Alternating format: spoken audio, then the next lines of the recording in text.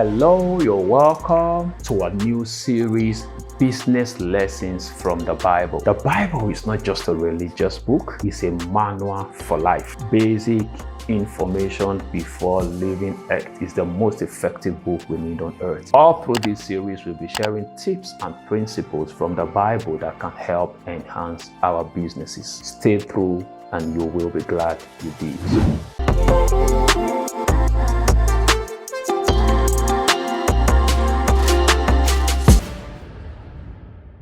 You're welcome to our very first video on our series, Business Lessons from the Bible. Today, I'll be reading the scripture, Proverbs 19 verse 6. It said something, everyone tries to be friends of those who can help them. Simple, that's the basics of life. But how does this play out in business? What's business? Business is what we do or the program, service, or products that we have out there to help people solve real life problems. So when you're thinking that you're not attracting or you're not getting the right customers, either in quantity or quality, the question is, are your values good enough? Are you truly out there helping them? Because if you are, just as the Bible has said, everyone tries to be friends to people who can help them. In business, people look out for solutions to their problems. So the questions you want to ask yourself is, what problem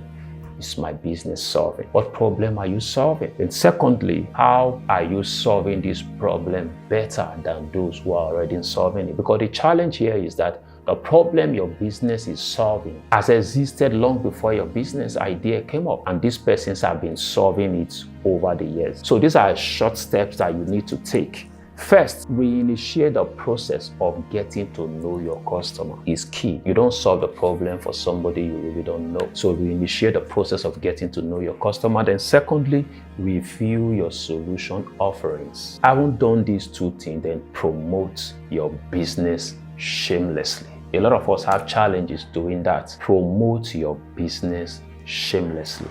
If you do these three tips, I assure you, you'll begin to attract the right customers in numbers and in quality. Shalom. Let's do this again tomorrow.